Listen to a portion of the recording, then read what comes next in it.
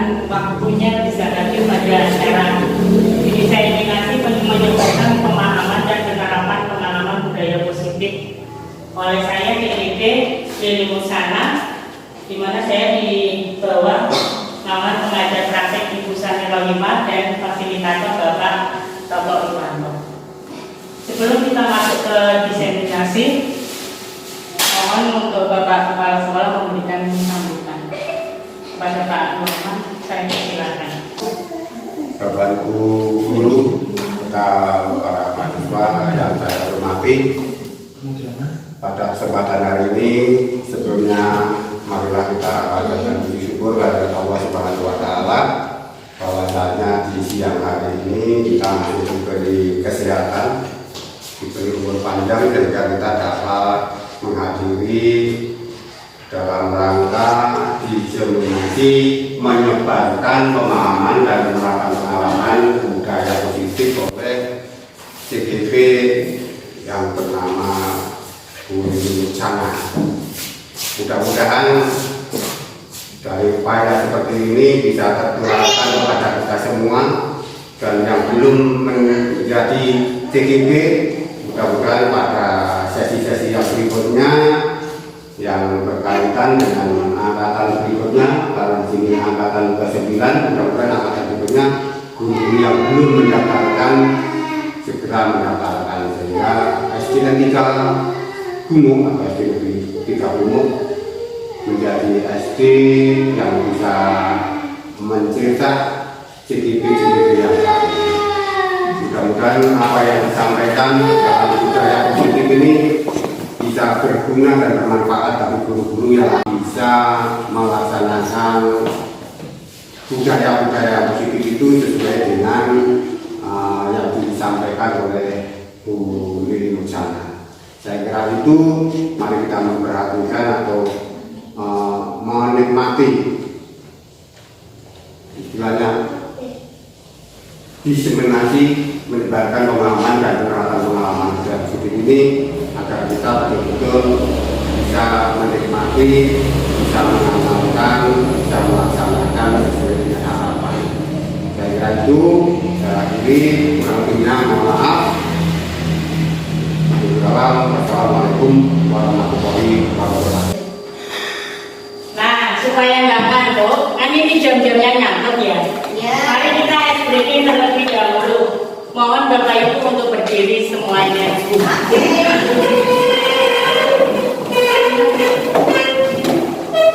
Harusnya ini keliling ya, membentuk lingkaran. Tembak dor ya, biar kelihatan semua. Tapi di pinggir aja nggak apa-apa, di pinggirnya. Nah, yang sebelah sini jadi satu sini, terus yang sana jadi satu. Nah, ayo memikir, ayo. Nah, apa-apa juga Pak Ibu sekalian Pak. Jadi permainan kita sekarang tembak dor kayak tembak-tembakan ya. Kalau artinya bareng-bareng ya. Kalau saya tembak dor, berarti jawabannya yang sana juga tembak dor. Terserah tembak ke siapa, dor ya. Kalau saya bilang dor, yang sana juga dor ya. Kalau saya bilang boom, yang ya omnya boom, yang sana jangan kayak bom itu, kayak bom ya nah ya, paham ya. Terus yang ketiga, kalau tembak dor kan gitu. Nggak kena gitu ya. Ya, bisa dimulai ya.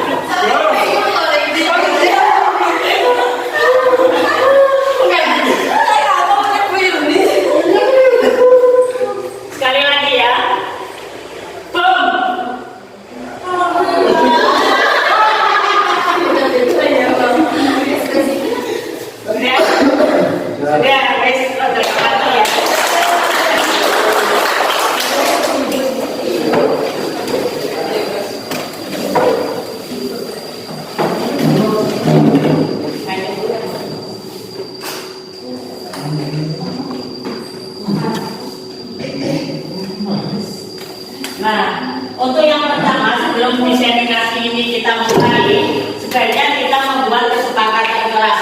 Jadi jalani selama perjalanan diseminasi ini. Yang pertama, nanti kalau mau dirubah tidak apa-apa dirubah atau ditambahi. Ya. Yang pertama mengikuti acara hingga selesai.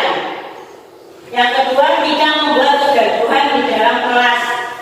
Yang ketiga saat bertanya atau menjawab angkat tangan terlebih dahulu.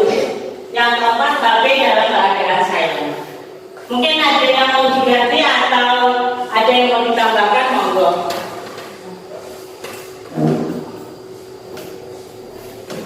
Bagaimana? Sudah? Cukup?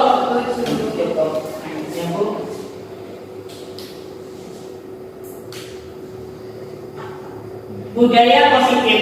Pada diseminasi ini kita membahas masalah budaya positif, di mana di dalamnya terdapat materi-materi, yaitu yang pertama disiplin positif dan nilai-nilai kebajikan universal, yang kedua teori motivasi, hukuman dan penghargaan restitusi, ketiga keyakinan kelas, keempat kebutuhan dasar manusia dan dunia berkualitas, kelima restitusi, 5 posisi kontrol, dan yang keenam restitusi segitiga restitusi. Nah, pada saat sekarang mari kita bermain coba buka. Jadi bermainnya secara berpasang-pasangan. Ya. Berpasang-pasangan, nanti saya kasih kertas salah satunya. Ya. Salah satunya saya kasih kertas. Di dalam kertas ini jenengan tulis, Anda tulis terserah pokoknya yang paling berharga buat Anda. Ya. Salah satu aja. Yang A atau yang A boleh yang B.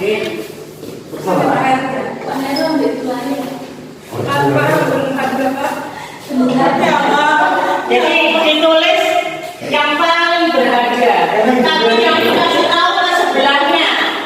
Ditulis ke pasangannya. Jangan dikasih tahu ke pasangannya. Anda tulis. Jadi peraturannya Anda tulis apa yang menurut Anda paling berharga. Kemudian Anda simpan di kepala tangan, disimpan di kepala tangan. Teman yang satu pasangannya berusaha untuk mengambil apa yang ada atau untuk mengetahui apa yang ada di dalam kertas itu. Terserah pasangannya yang tadi ya, boleh merayu, boleh menyontok, boleh terserah, pokoknya yang penting yang di dalamnya ini bisa diketahui atau bisa diambil.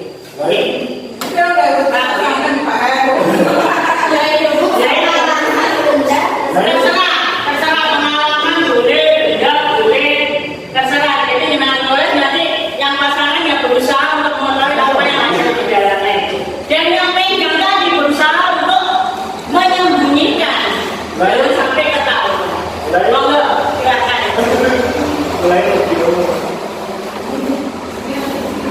Boleh merayu apa gini uang, boleh terserah. Sampai dapat apa yang berharga. Jadi kok kayak mana?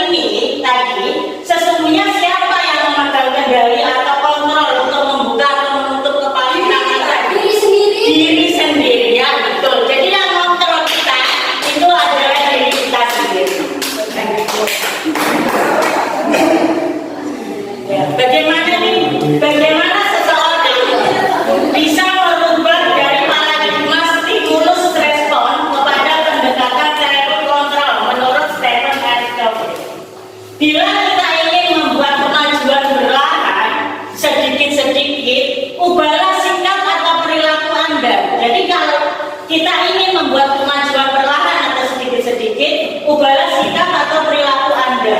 Namun, bila kita ingin memperbaiki cara-cara utama kita, maka kita perlu mengubah kerangka acuan kita. Mindset kita harus kita ubah. Ubahlah bagaimana Anda melihat dunia, bagaimana Anda berpikir tentang manusia. Ubahlah paradigma Anda, skema pemahaman dan penjelasan aspek-aspek tertentu tentang realitas. Jadi kita berubahnya mengenai realitas yang ada. Ini perbandingan antara stimulus respon dan teori kontrol. Stimulus itu memberi rangsangan, ya. Ada responnya dengan teori respon, teori kontrol. Realitasnya menurut stimulus respon, realitasnya kebutuhan kita itu sama, kebutuhan setiap orang itu sama. Tapi menurut teori kontrol, realitas atau kebutuhan kita itu berbeda. Jadi kebutuhan setiap orang itu berbeda. Semua orang melihat hal yang sama, jadi semua orang itu yang melihatnya hal yang sama. Tapi menurut teori kontrol, setiap orang memiliki gambaran yang berbeda.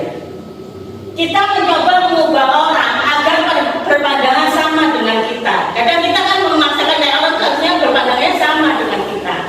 Ternyata menurut teori kontrol, kita berusaha memahami pandangan orang lain tentang dunia. Jadi kita yang berusaha memahami orang lain. Perilaku buruk dilihat sebagai suatu kesalahan. Ini kadang sering kita lakukan di sekolah. Anak berbuat salah, anak berbuat nakal, itu kesalahan dia. Padahal seharusnya semua perilaku itu memiliki tujuan. Harusnya kita melihat dulu tujuannya dia itu apa. Orang lain bisa mengontrol saya. Menurut teori kontrol, hanya Anda yang bisa mengontrol diri Anda sendiri. Saya bisa mengontrol orang lain, tapi menurut teori kontrol, Anda tidak bisa mengontrol orang lain. Pemaksaan ada pada saat rujukan gagal. Jadi saat Anda rayu, Anda gagal, biasanya terus dipaksa.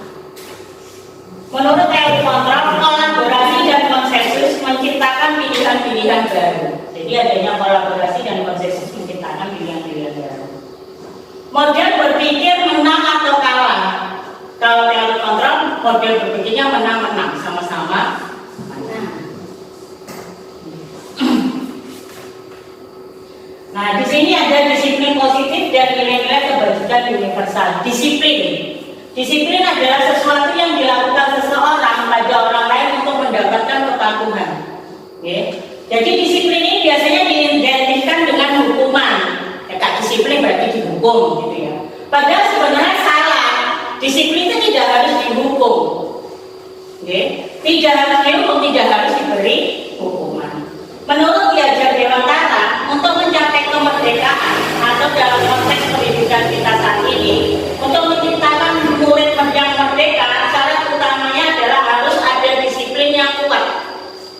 Jadi menurut Piaget Dewantara itu untuk mencapai kemerdekaan murid harus ada disiplin yang kuat. Disiplin yang dimaksud di sini adalah disiplin positif, di mana disiplin itu datangnya dari motivasi internal dalam diri kita sendiri, dalam dirinya anak-anak, bukan dari eksternal. Biasanya kan disiplin anak-anak, ayo datang tepat waktu, tapi mereka datang itu karena peraturan, ya, bukan dari dalam diri mereka sendiri. Dan karena datangnya dari dalam diri kita sendiri, berarti ada rasa tanggung jawab. Disiplin positif, dengan adanya disiplin positif yang ada pada diri kita, itu bisa mengontrol diri kita untuk menuju ke tujuan kita, yaitu tujuan yang mulia. Di mana di dalam tujuan mulia itu terdapat nilai-nilai kebajikan.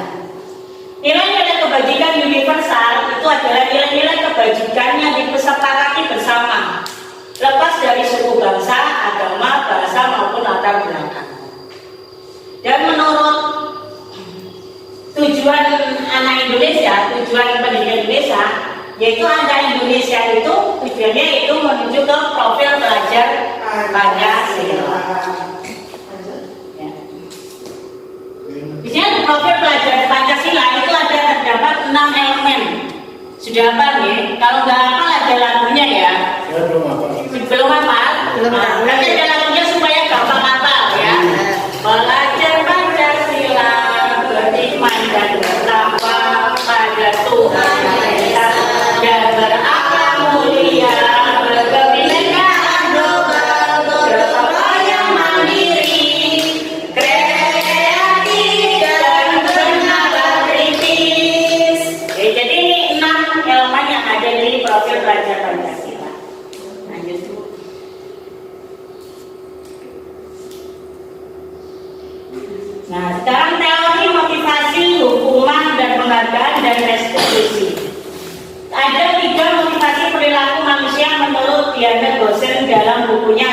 Touring School Discipline. Yang pertama yaitu 3 motivasi untuk menghindari ketidaknyamanan atau hukuman. Jadi ada 3 motivasi yang ada,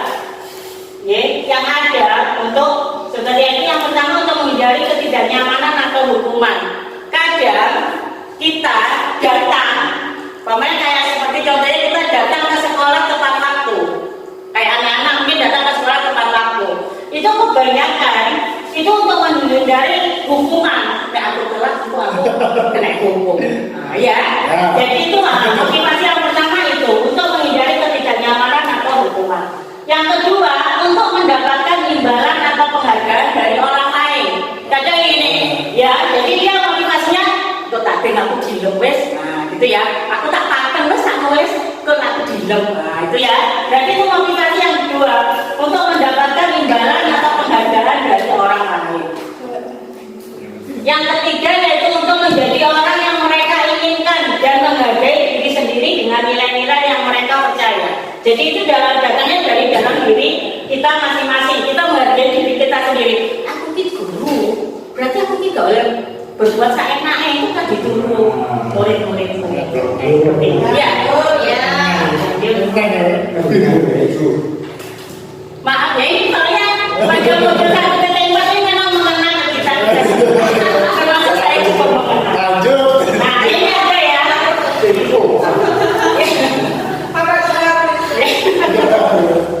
Sebagai seorang guru, saat Anda hadir mengajar di kelas tepat waktu, motivasi apakah yang mendasari tindakan Anda? Ini ya.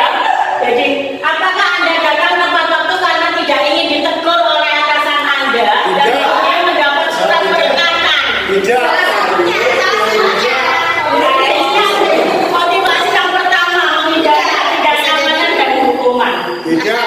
Atau Anda ingin mendapatkan pujian dari atasan Anda dan mendapatkan penghargaan sebagai karyawan.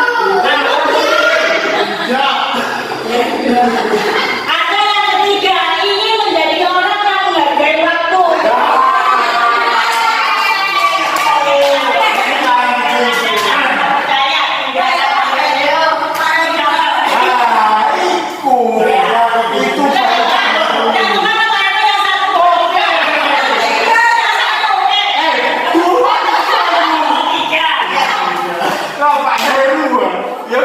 Manakah yang paling kuat berdasarkan tindakan Anda atau kombinasi dari dua motivasi atau bahkan ketiga-tiganya? Oh, tapi kan ketiga-tiganya.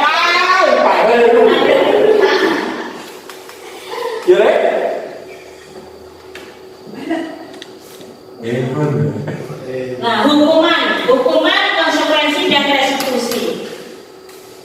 Perbedaan antara hukuman, konsekuensi dan restitusi. Kalau hukuman itu bersifat tidak terencana. Jadi kita memberi hukuman ke anak itu anak nggak tahu. Jadi kita pokoknya nggak ngerti langsung kamu lari ke lapangan. Jadi dia kan nggak tahu ya. Jadi itu hukuman. Bersifat satu arah. Jadi dari guru, muridnya nggak tahu. Jadi guru langsung memberi hukuman tanpa melalui suatu kesepakatan. Biasanya hukuman berupa fisik maupun psikis. Kalau konsekuensi ini sudah terencana atau sudah disepakati. Jadi ada kesepakatan terlebih dahulu. Nanti kalau telat masuk sekolah, kamu harus lari keliling lapangan. Nah, itu namanya konsekuensi. Sudah dibahas dan disetujui. Berarti sudah dibahas antara guru dan murid. Dibuat oleh guru dan murid yang sudah mengetahui sebelumnya. Jadi kalau dia sudah murid, jadi kalau dia datang terlambat, dia sudah tahu bahwa aku nanti dihukum suruh lari lapangan karena sudah ada kesepakatan. Lalu restitusi yaitu menciptakan kondisi bagi murid untuk memperbaiki kesalahan mereka sehingga mereka bisa kembali kepada kelompok mereka dengan karakter yang lebih kuat. Jadi tidak dihukum gitu. Itu untuk memperbaiki kesalahan. Proses kolaboratif yang mengajarkan murid untuk mencari solusi untuk masalah mereka. Jadi mereka mencari solusi sendiri. Kenapa saya terlambat? Apa yang harus saya lakukan? Seperti itu. Membantu murid berpikir tentang orang seperti apa yang mereka inginkan. Bagaimana mereka harus memperlakukan orang lain.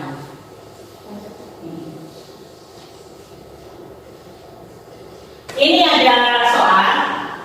Ibu Anas, guru kelas 2 SD, mendapatkan masalah. Murid-muridnya tidak bisa tertib, berdiri antri di depan pintu kelas, dan selalu berebutan masuk ke dalam kelas setelah jam istirahat besar.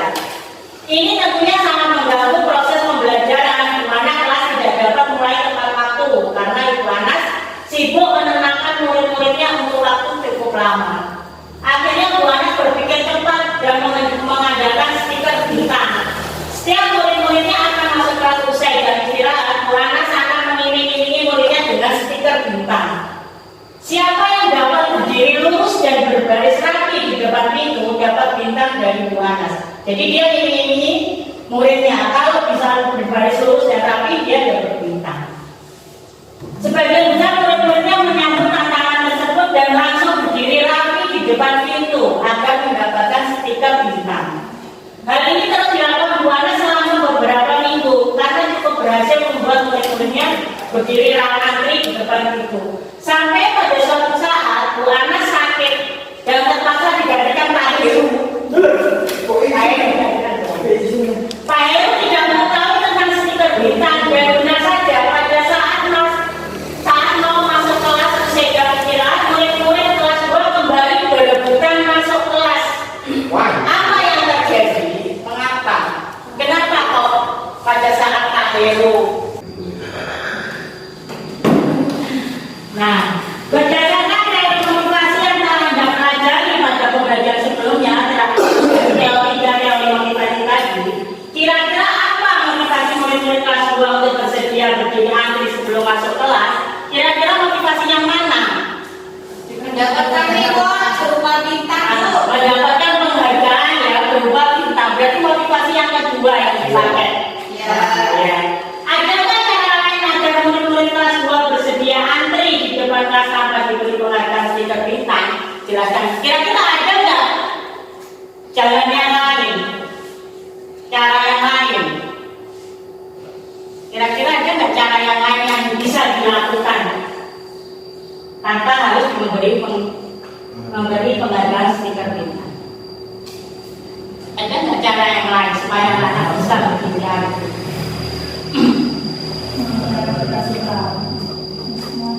Dengan cara dikasih tahu. Gurunya lebih tegas. Bisa ya, bisa dicoba gurunya kasih tahu atau berdiri dengan. Cuma ini, nah di sini ini yang bisa kita lakukan. Cara lain itu dengan restitusi tadi. Dengan restitusi.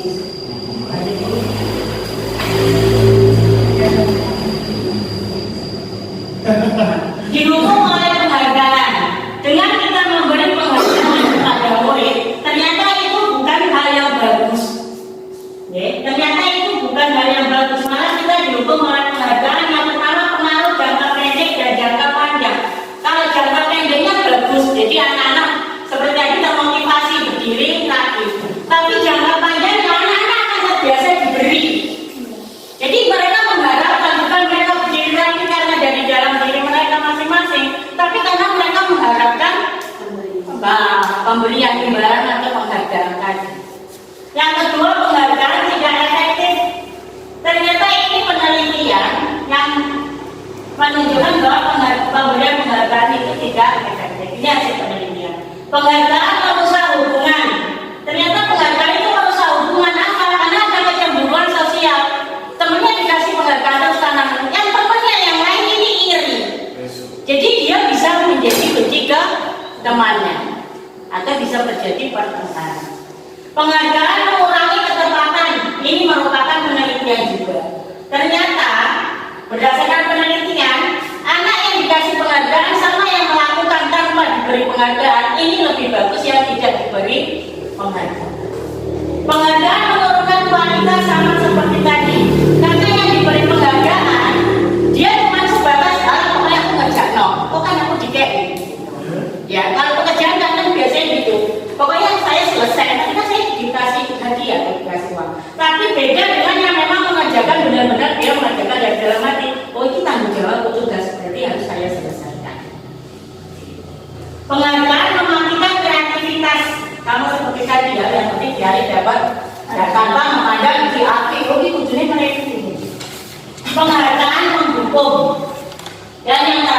motivasi dari dalam diri. Ini yang bukan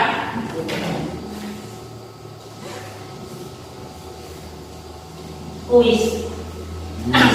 Sekarang kuis ya, berarti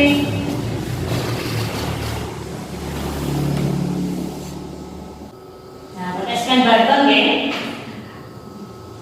Monggo.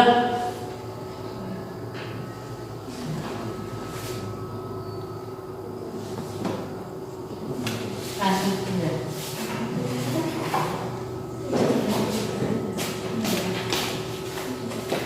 Pak Heru nggak bisa Pak? Scan Pak. HP-nya Pak? Hah? Scan.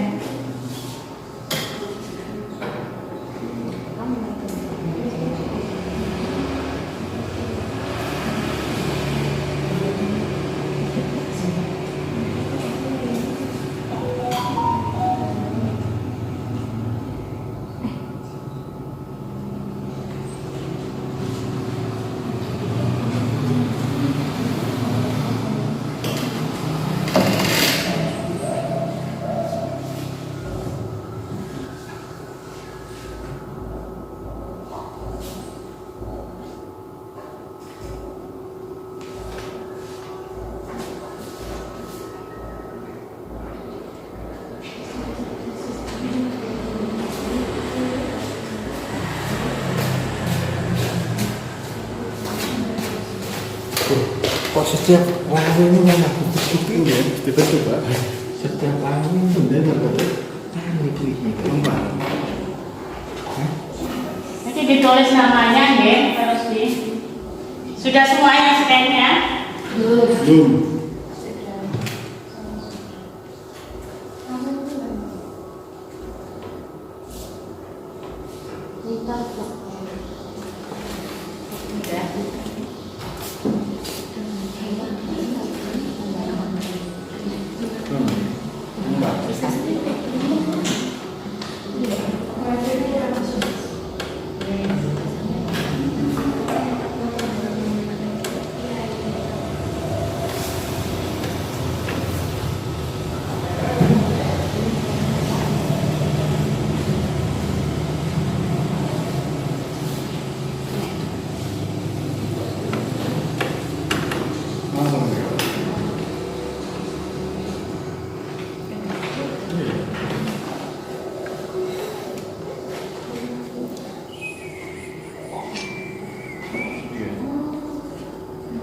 Kan kita kerja sih bu. Mana nih kacau ya? Sudah. Saya belum Pak. Habis ini saya mulai baru kita bicara. Sudah nih ini semua ya. Oke. Hukuman atau konsekuensi. Dipilih itu bagaimana? Pertanyaannya termasuk hukuman apa ya? Ya. Lanjut terus. Ya. Budui memimpin sementara. Sabila memimpin sementara. Budui. Pak Teguh nomor 4 Pak.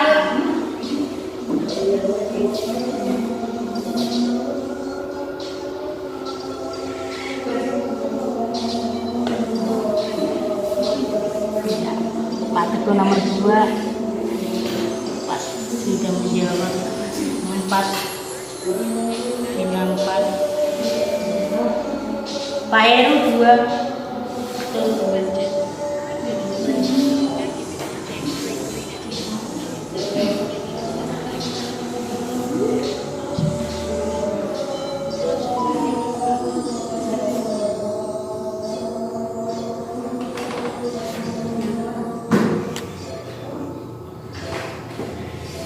Budui 6 yang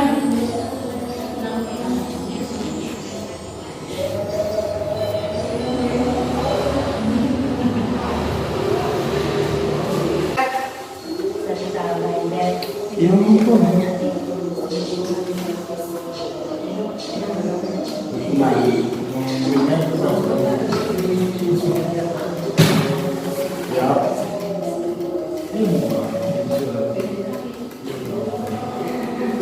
sudah semua ya?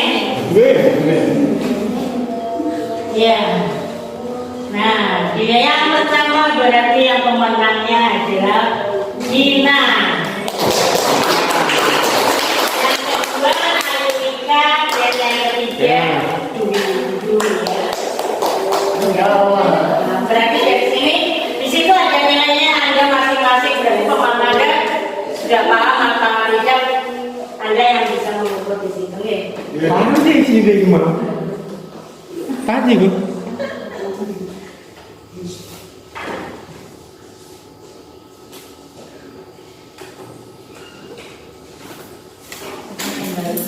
Sekarang kita masuk ke keyakinan kelas.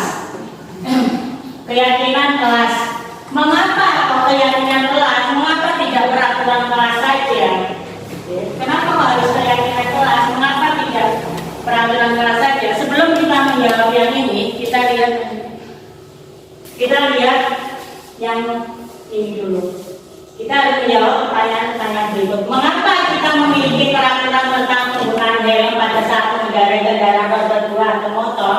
Kenapa kok ada peraturan tentang penggunaan helm pada saat mengendarai kendaraan roda 2 atau motor? Kenapa? Untuk keselamatan diri sendiri. Yang kedua, mengapa kita memiliki peraturan tentang penggunaan masker dan mencuci tangan setiap saat? Untuk menjaga kesehatan.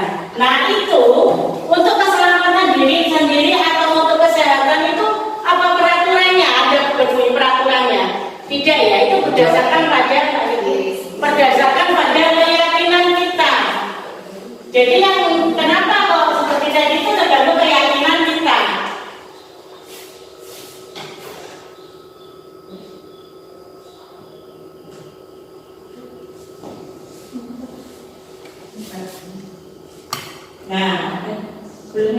Nah itu ya. Kemungkinan jawabannya adalah keselamatan tadi. Yang kedua tadi untuk kesehatan atau kerjaan keselamatan. Itu ada di dalam diri kita sendiri, keyakinan kita ya. Sebenarnya meskipun peraturannya seperti itu atau tidak, mau nggak mau kita tetap harus memakai helm untuk yang tanggung jawab lain. Itu keselamatan diri sendiri, bukan karena peraturan. Atau kita memakai masker itu mungkin supaya saya ini tidak terkena COVID. Isun le ya, masker le. Tahapan menciptakan program kebajikan. Tahapan-tahapan untuk menciptakan program kebajikan. Yang pertama, lihat daftar kebajikan yang telah disusun bersama. Kedua, tentukan nilai-nilai kebajikan yang ingin dijadikan perhatian utama di sekolah Anda. Curah pendapat dalam kelompok. Kita bercurah tentang pendapat. Sempurnakan beberapa daftar nilai-nilai kebajikan yang pertama.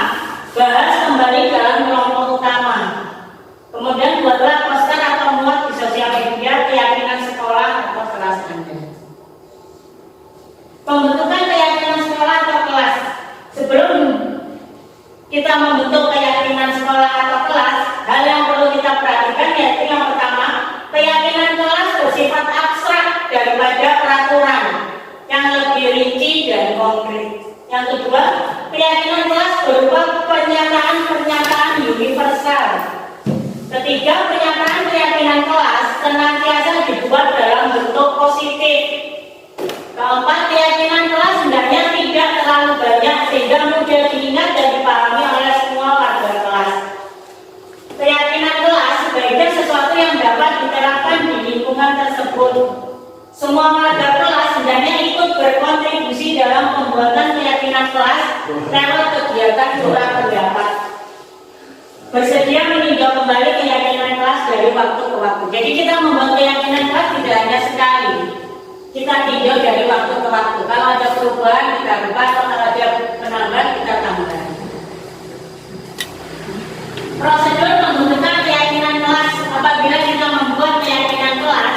Yang pertama yaitu kita mempersilakan warga sekolah atau murid-murid di sekolah untuk bercurah pendapat tentang peraturan yang perlu disepakati di sekolah atau di kelas. Karena keyakinan kelas itu kita bersama, berarti yang tidak hanya dari guru, jadi dari murid-murid mereka yang mengajukan pendapat keyakinan kelas apa yang akan mereka hadapi. Kemudian yang kedua, mencatat semua masukan-masukan para murid atau warga sekolah di papan tulis atau di kertas besar, kertas ukuran konsen di mana semua anggota kelas atau warga sekolah bisa melihat hasil curah pendapat. Yang ketiga,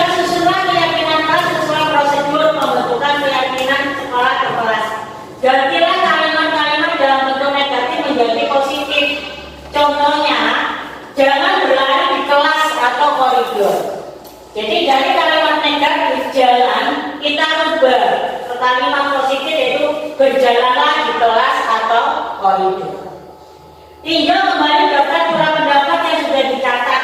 Anda mungkin akan mendapati bahwa pernyataan yang tertulis di sana masih banyak yang berupa peraturan-peraturan.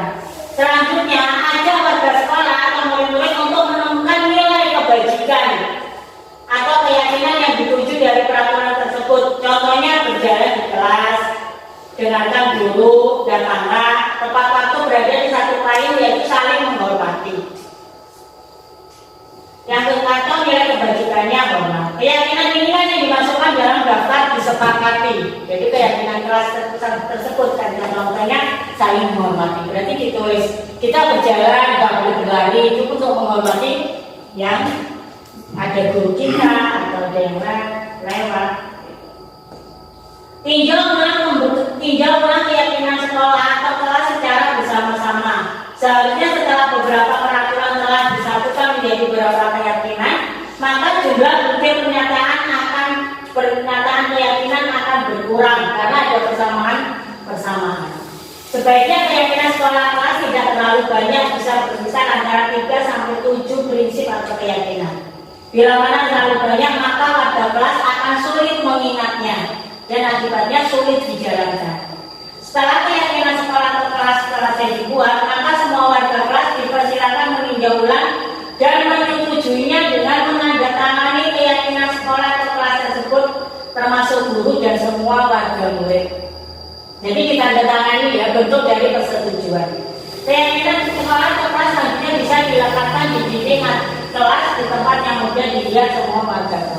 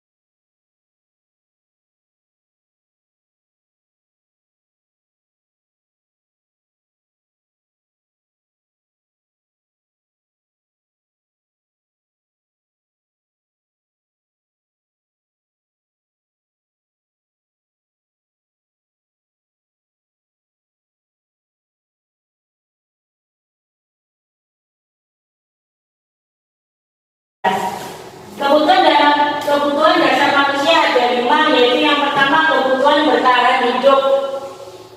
Ini kebutuhan biologis ya, jadi mereka butuh makan, butuh tempat tinggal.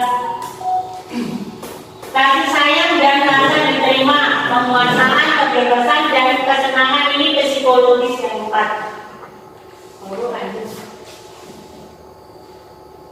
Dunia berkualitas adalah tempat khusus dalam pikiran Anda. Tempat Anda menyimpan gambaran representasi dari semua yang Anda inginkan. Bisa berisi orang-orang, hal-hal, dan apa saja yang baik dalam hidup Anda dan membuat Anda merasa bahagia dan terpenuhi kebutuhan dasar Anda. Sama juga dengan murid kita. Murid kita juga mempunyai gambaran dunia berkualitas mereka. Tentunya sebagai guru, kita ingin mereka memasukkan hal-hal yang bermakna dan nilai-nilai kebajikan yang hakiki ke dalam dunia berkualitas mereka. Bila guru dapat membangun interaksi yang memperdayakan dan memerdekakan murid, maka murid akan meletakkan dirinya sendiri sebagai individu yang positif dalam dunia berkualitas karena mereka menghargai nilai-nilai kebajikan. Sebelum tulis kembali ke yang 5 kebutuhan dasar tadi. Ke 5 kebutuhan dasar. Nah, 5 kebutuhan dasar tadi yang pertama kan bertahan hidup ya.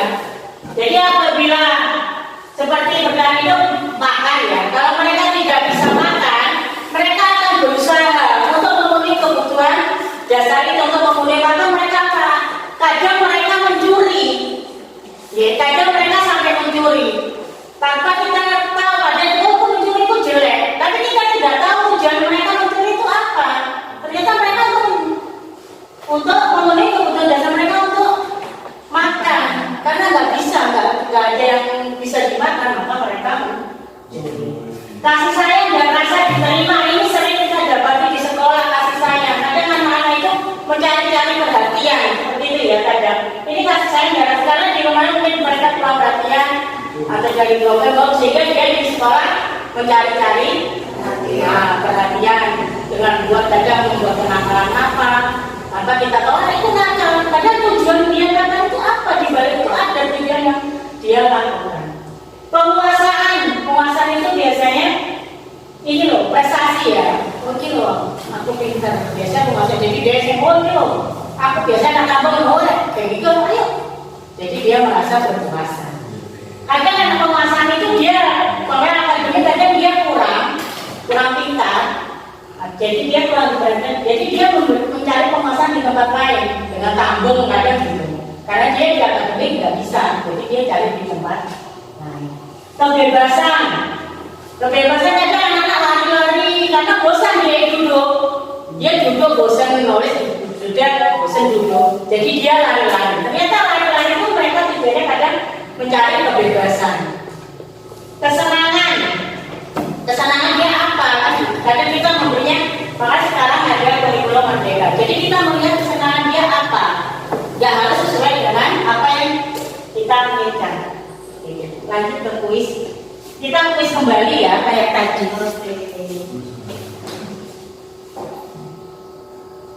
Ini untuk melihat sejauh mana kita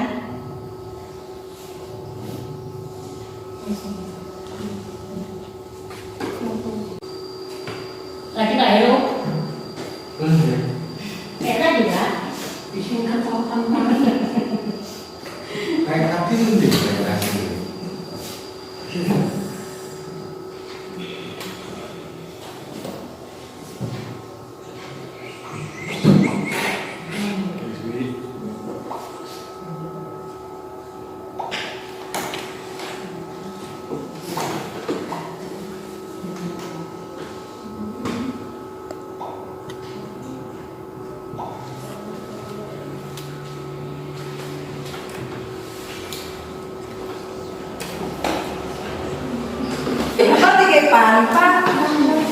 Mana mikir deh?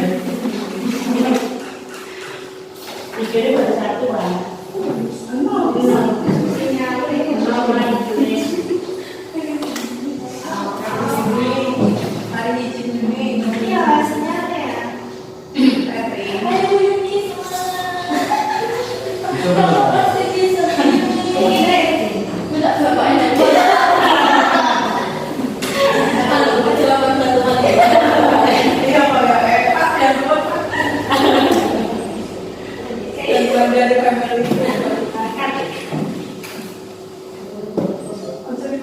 Iya, benar. Di sekolah. Di sekolah.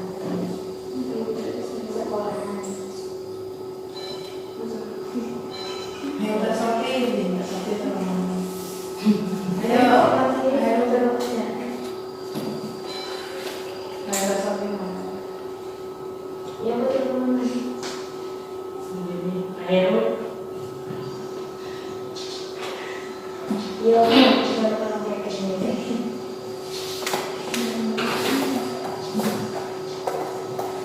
Masuknya di mobil.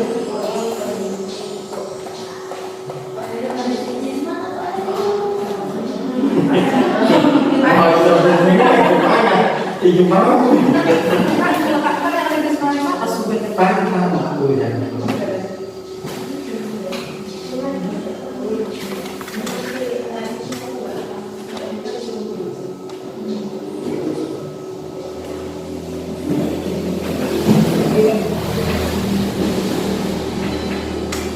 Kelas 1 ayo.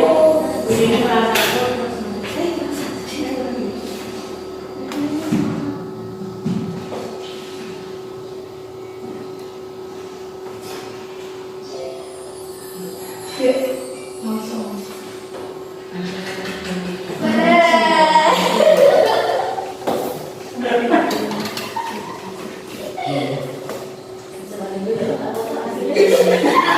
Ya.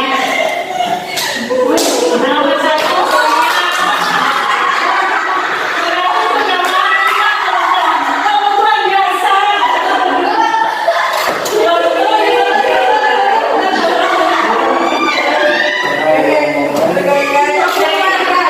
Kasih sayang mau.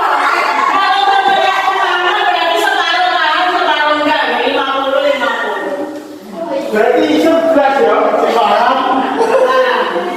Dengan semua ini.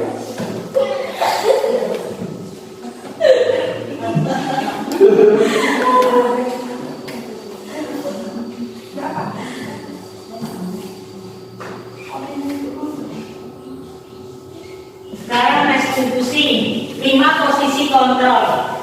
Ya, 5 posisi kontrol. Yang pertama yaitu sebagai penghukum.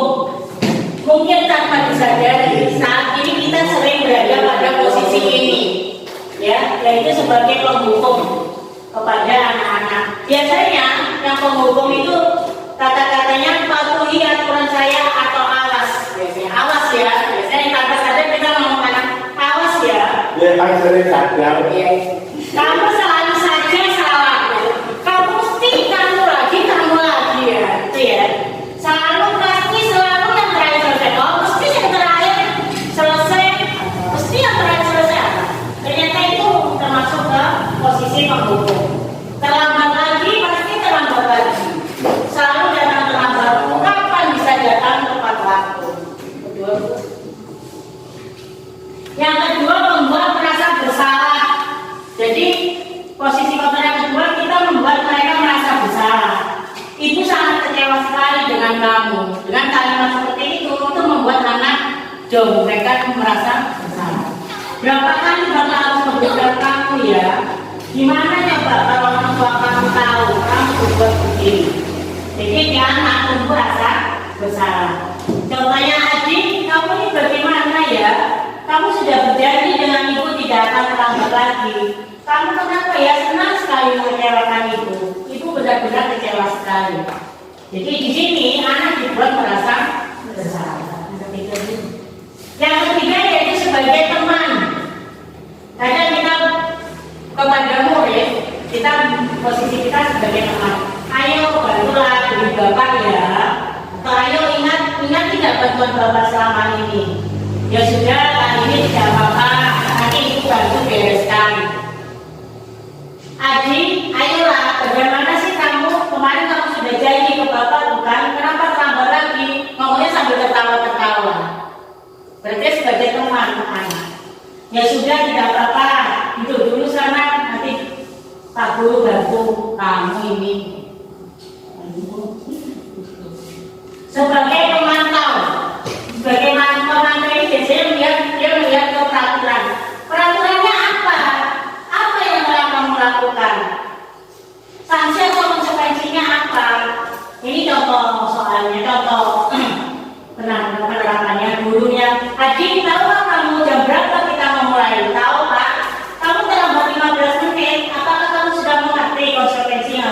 panggilan terlambat. Paham Pak, saya harus tinggal kelas pada jam istirahat nanti dan mengerjakan tugas ketertinggalan saya. Ya benar, nanti pada saat jam istirahat, kamu harus tinggal di kelas untuk menyelesaikan tugas yang tertinggal. Yang tertinggal tadi, saya tunggu. Ini contoh dari pemantau. Sebagai manajer, ini seharusnya yang harus kita lakukan. Kita nanti harusnya terberangkat ke sebagai manajer, yaitu dengan apa yang kita yakini. Jadi kita kembali lagi ke murid. Apakah kamu meyakininya? Jika kamu meyakininya, apa kamu bersedia memperbaikinya? Jika kamu memperbaiki ini, hal ini menunjukkan apa tentang dirimu? Apa rencana kamu untuk memperbaiki hal ini? Contoh penerapannya, guru Adi, apakah kamu menguasai jam berapa sekolah dimulai? Seperti tadi, kalau tadi yang pemantau ya, kalau yang ini manajer. Tahu Pak, jam 7. Ya, jadi kamu terlambat. Kira-kira bagaimana kamu akan memperbaiki masalah ini? Saya bisa menanyakan teman saya Pak untuk mengejar tugas yang tertinggal. Jadi ini biasanya dia karena dia terlambat, jadi dia membuat sendiri. Penyelesaiannya itu dia menanyakan ke temannya tugas yang tertinggal. Baik, itu bisa dilakukan. Apakah besok akan ada masalah untuk kamu agar bisa hadir tepat waktu di sekolah? Tidak Pak, saya bisa hadir tepat waktu. Jadi ya, jadi bukan dari gurunya, dari dalam hati murid sendiri. Ini yang seperti tadi ya, guru menghadir. Kalau di penghukum, guru menghadir atau menuju. Jadi ngomongnya bentak-bentak, ya biasanya ngomongnya bentak, menunjuk, menyindir. Kalau kamu tidak melakukannya, saya akan, itu namanya penghukum. Hasilnya yaitu memberontak, anak jadi memberontak, mendendam, menyalahkan orang lain. Kadang guru, itu bu, nah seperti itu ya, itu penghukum. Motivasi eksternal itu biasa ada di penghukum itu masuk ke identitas yang gagal, gitu. Perilaku kontrolnya negatif. Kalau membuat orang merasa bersalah, dia tidak berceramah, menunjukkan kekecewaan yang mendalam gurunya. Hasilnya yaitu menyembunyikan, menyangkal atau berbohong pada murid. Untuk teman, biasanya gurunya membuatkan alasan-alasan untuk muridnya. Hasilnya untuk muridnya yaitu ketergantungan. Pemantau dia menghitung dan mengukur. Hasilnya yaitu menyesuaikan bila diawasi. Untuk manajer mengajukan pertanyaan gurunya. Hasilnya yaitu menguatkan bakat atau karakter.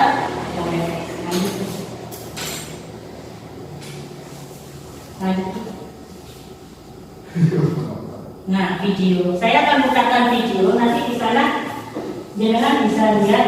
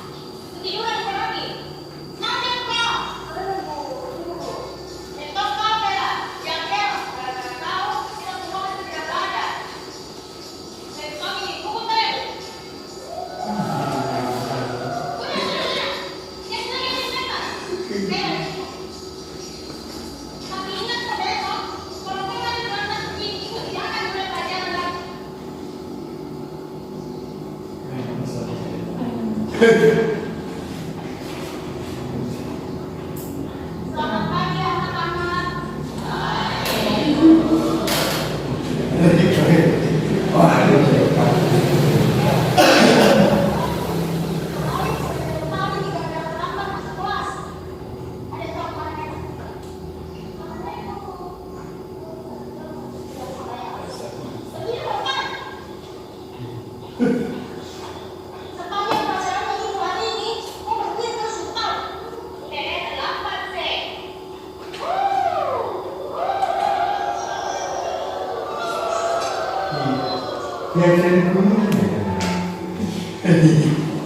Ternyata pemberian tidak hanya di murid, bisa diawali dari seorang guru.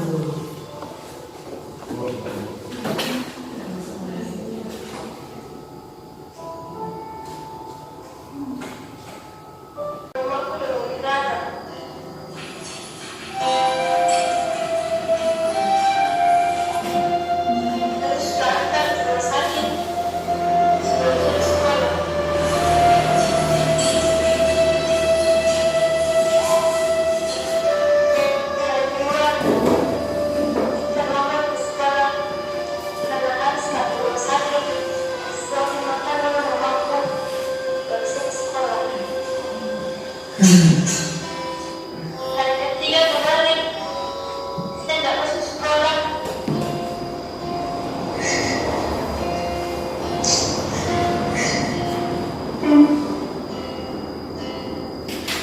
Ceritaku hanya muda, jangan kecil.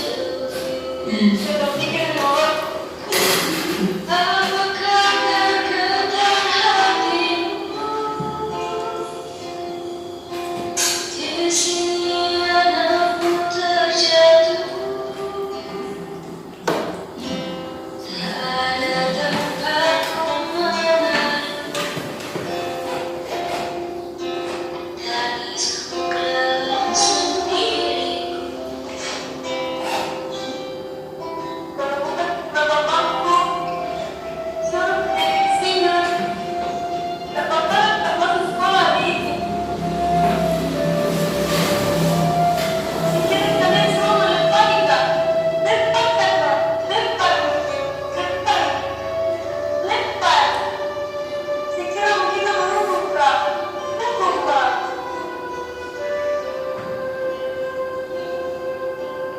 Apakah terkadang hatimu di sini anakmu terjatuh? Ya, ternyata itu ya, pembulian tidak hanya dari murid, tapi dari gurunya bisa terjadi. Dan kita juga seperti itu harusnya bertanya dulu, kenapa murid itu seperti itu? Tidak langsung menghukum. Yaitu segitiga restitusi. Jadi dalam menyelesaikan semua masalah yang ada, alangkah baiknya apabila kita menggunakan segitiga restitusi. Yang pertama yaitu menstabilkan identitas. Yang kedua validasi tindakan yang salah, dan yang ketiga menanyakan keyakinan. Untuk menstabilkan identitas, biasanya yang bisa kita sampaikan ke anak-anak yaitu berbuat salah itu tidak apa-apa. Jadi kan kita mengembalikan lagi ke anak-anak, biasanya dia berbuat kesalahan berarti dia gagal. Kita ingin mengembalikan lagi atas perasaannya yang jauh, kita kembalikan lagi, yaitu berbuat salah itu tidak apa-apa. Tidak ada manusia yang sempurna. Saya juga pernah melakukan kesalahan seperti itu. Kita bisa menyelesaikan ini. Atau bapak atau ibu tidak tertarik mencari siapa yang salah, tapi bapak ibu ingin mencari solusi dari permasalahan itu. Kamu berhak merasa begitu. Apakah kamu sedang menjadi teman yang baik bagi dirimu? Biasanya kalimat-kalimat ini yang bisa kita sampaikan ke anak, supaya anak itu dia bisa meningkat lagi. Yang kedua, klarifikasi tinggalkan yang salah. Dari anak kalimatnya biasanya, padahal kamu bisa melakukan yang lebih dulu dari ini ya, tapi kamu nggak melakukannya, kamu sudah hebat. Kamu pasti punya alasan mengapa melakukan hal itu. Kamu patut bangga pada dirimu sendiri karena kamu telah melindungi sesuatu yang penting buatmu. Kamu boleh mempertahankan sikap itu, tapi kamu harus menambahkan sikap yang baru. Yang ketiga, menanyakan keyakinan. Apa yang kita percaya sebagai kelas atau keluarga? Apa nilai-nilai umum yang telah kita sepakati? Apa bayangan kita tentang kelas yang ideal? Kamu mau jadi orang yang seperti apa? Untuk kasus yang pertama, yang saya terapkan di sini yaitu Hijab adalah siswa kelas 5 di SD Negeri 30. Pada hari Senin saat upacara bendera, beliau tidak memakai atribut lengkap yaitu tidak memakai topi dan dasi. Ketika upacara bendera selesai, Bu Lili memanggil Hijab dan mengajarnya duduk di kelas 5 berdua. Ya, pada saat upacara bendera tadi, lihat kamu tidak memakai topi dan dasi. Maaf tadi saya tertidur hingga lupa membawa topi dan dasi. Iya, Ija, tidak apa-apa. Setiap orang pasti melakukan kesalahan. Tidak hanya kamu saja. Kalau boleh tahu, kamu pasti punya alasan melakukan hal tersebut. Iya Bu, tadi malam saya tidur larut malam karena bermain Mobile Legends bersama teman-teman saya, sehingga tadi saya bangun kesiangan dan terburu-buru berangkat ke sekolah, takut terlambat sampai lupa membawa topi dan dasi. Iya, Ija, bermain boleh saja. Tapi ada yang harus kamu ketahui, yaitu pada saat bermain harus ingat akan waktu. Iya Bu. Kalau menurut kamu, apakah tindakan tadi melanggar keyakinan sekolah kita? Iya. Keyakinan sekolah yang mana yang kamu langgar, ya? Berpakaian seragam lengkap Bu, disiplin juga barangkali. Iya, benar. Kamu belum melakukan berpakaian seragam lengkap dan belum disiplin. Kira-kira apa tindakan yang akan kamu lakukan untuk memperbaiki kesalahanmu? Saya tidak akan bermain sampai larut malam Bu, dan saya akan mempersiapkan segala sesuatunya terlebih dahulu supaya tidak lupa. Baik, Hijab, Ibu doakan semoga kamu tidak melakukan kesalahan lagi. Kasus yang kedua, pada saat jam istirahat terdengar siswa ramai ada teriak-teriakan marah dan menangis dari seorang siswa kelas 4 yang bernama Abdul. Pada saat ditanyakan penganisa yang kebetulan lewat di makanan dulu, ternyata Ubay mengajar Ibu Abdul, mengejek Ibu Abdul dengan sebutan yang jelek, sehingga membuat Abdul marah dan menangis. Bu Lili kemudian keluar dan mencari kelas 4, dia memanggil Ubay dan mengajarnya berbicara di ruang kelas. Jadi kalau ada permasalahan, jangan anak itu kita bawa ke tempat yang ramai, ke tempat anak-anak kemudian murid-murid atau ke ruang guru, itu karena kalau di ruang guru biasanya dia takut, dia akan takut dan biasanya tidak mau berbicara yang sebenarnya. Ubay.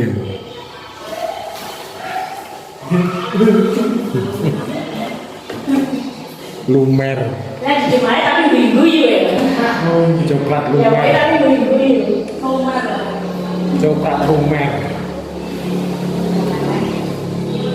Tuh kok celukannya coklat lumer ini.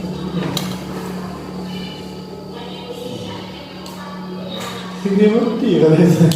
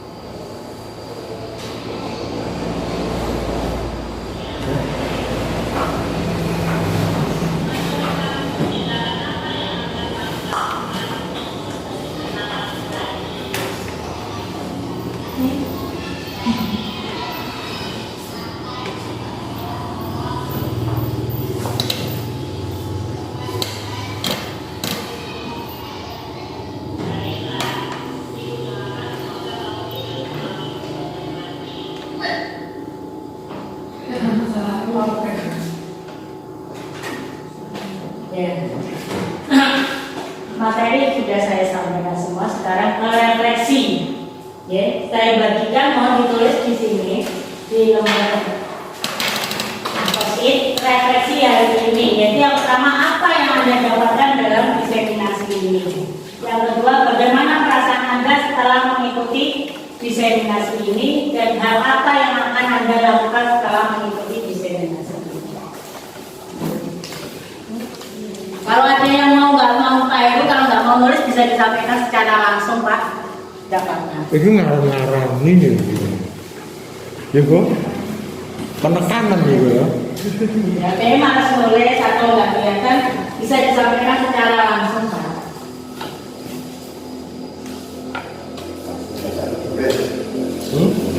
Cara apa ditulis? Ya tanpa menulis jawabannya. Kira-kira kita huruf.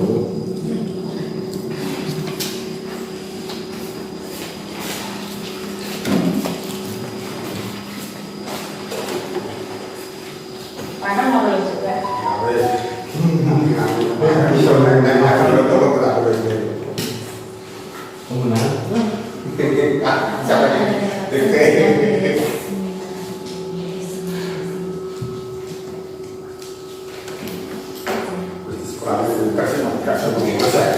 Bisa ditempel di sini ya. Yang sudah.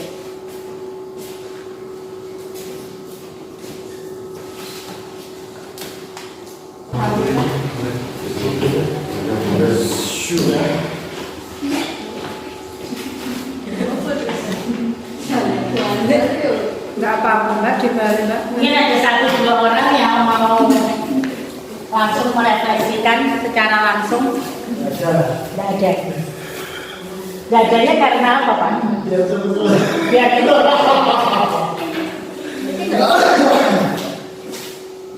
Sejak itu ya. Tiga nomor. Jadi cantik. Lahir. Mampu belajar untuk cara mengembangkan karakter dan mampu memahami hukuman dan aturan, senang menegakkan menerapkan pada siswa-siswa, banyak ilmu dan pengalaman baru dalam setiap penyampaian materi. Perasaan saya penuh dengan harapan bisa menerapkan di sekolah, menerapkan ilmu-ilmu yang didapat dalam diseminasi di sekolah saya. Dapat mengetahui cara mendisiplinkan siswa yang benar tanpa menghukumnya. Senang karena mendapat ilmu baru, menerapkan ilmu baru yang didapat. Dalam kegiatan diseminasi ini saya mendapatkan informasi tentang informasi dan pengetahuan secara efektif kepada warga sekolah, mahasiswa dan siswa. Senang karena mendapatkan ilmu baru yang sangat bermanfaat, mungkin akan mempraktikkannya di kehidupan sehari-hari dan mulai mengerti keadaan. Mendapatkan ilmu dan wawasan sebagai acuan ke depan lebih baik. Senang, gembira, melakukan pengembangan pembelajaran yang lebih efektif dan baik. Yang saya dapatkan dalam kegiatan ini mendapatkan pengetahuan dan informasi yang baru. Senang menerapkan di sekolah. Itu refleksi kita hari ini. Dan dengan berakhirnya refleksi, maka berakhir pula diseminasi kita hari ini. Saya ucapkan banyak terima kasih dan saya tutup. Wassalamualaikum warahmatullahi wabarakatuh. Waalaikumsalam warahmatullahi wabarakatuh.